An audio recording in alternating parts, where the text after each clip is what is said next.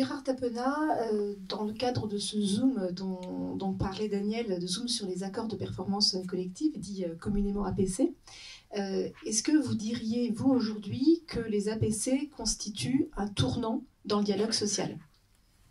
Oui, moi je le constate à plusieurs égards. D'une part parce que ça fait longtemps qu'en termes de négociation, on n'a pas posé sur la table ce que j'appelle, moi, un accord intégral.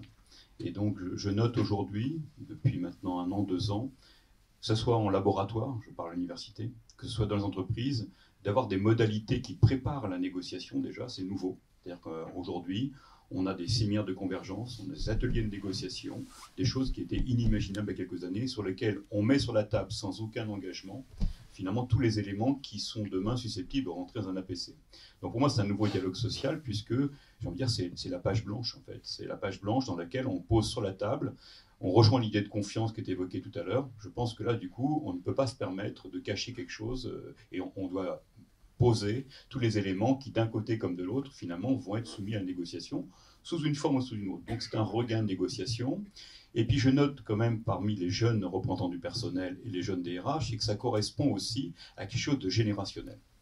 C'est-à-dire qu'en fait, aujourd'hui, même si nous vivons, et Denis l'a expliqué tout à l'heure, encore quelques effets de palette ou de chemise déchirée, il y a quand même une volonté profonde chez les uns et chez les autres de trouver d'autres modalités de négociation. Celle-ci en est une particulière, et je peux dire qu'il y a un autre volet, un troisième volet qui est intéressant, c'est que chaque entreprise, et on aura l'occasion tout à l'heure avec Frédéric et puis avec Joseph d'aborder les sujets, c'est que chaque entreprise finalement découvre une modalité qui lui est propre par rapport aux défis qui sont posés. En fait, l'intérêt de cette nouvelle négociation, c'est qu'elle pose le défi qui nous est posé, économiques et sociaux, et qu'on est chargé d'y répondre. On n'est plus donc dans le face-à-face qu'on a toujours regretté en France, mais dans un face à un problème, ce qui est quand même assez nouveau. Et à votre sens, quelles conditions doivent être réunies pour permettre la mise en place d'un APC? C'est-à-dire, dans quel cas vous recommandez de privilégier la mise en place d'un APC? À partir du moment où finalement il y a premièrement une question de croissance, de compétitivité, de conquête. En fait, si vous voulez, je résume de façon un peu humoristique les choses. On avait les acquis et les requis, aujourd'hui on a les conquis. Et en fait, la question, c'est qu'est-ce qu'on va gagner de faire cela? Comment on va réintégrer une activité qui était auparavant confiée à un autre pays, donc une réinternalisation? Combien on va faire revenir une activité qui était sous-traitée auparavant, qualitativement, grâce aux nouveaux outils? En fait, on se pose tous les défis, la priorité étant celle du corps social, plus que du collectif de travail, dans lequel finalement on va se réapproprier un peu les éléments de défi qui sont posés. Et puis, dans cette affaire de compétitivité, je crois que la question de fond a été évoquée tout à l'heure, c'est la question de la confiance. Confidérer, croire avec et croire en. Si celui ou celle qui vient proposer l'APC ne croit pas, n'est pas imprégné de ceux qu'il va solliciter, ça ne marchera jamais. Bien plus que dans une RCC ou un PSE, je pense qu'on incarne une volonté délibérée et qu'on en est lui-même le témoin. Alors je pense qu'on aura les exemples tout à l'heure ici avec nos invités pour constater que finalement cette contribution humaine et personnelle, elle est clé.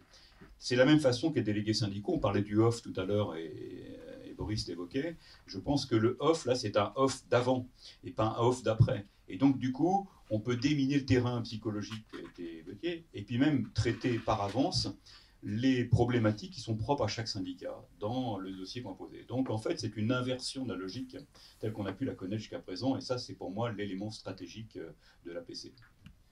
Alors ça, c'est peut-être un élément de la question que je vais vous poser maintenant. Quel bénéfice vous pensez qu'on peut retirer de la mise en place d'un APC? Quel bénéfice avez-vous identifié, vous, personnellement, à cet égard? Je vais vous donner un exemple très clair.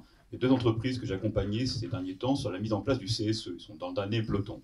Et dans la formation économique des membres du CSE, on a intégré des éléments de formation économique et stratégique qui n'existaient pas ou qu'on va proposer aux syndicats pour leurs élus, de façon à intégrer la connaissance économique finalement qui est nouvelle. On a tant reproché au monde syndical d'être à l'écart de tout cela que c'est un élément clé. Donc ça, c'est le premier critère que j'y vois.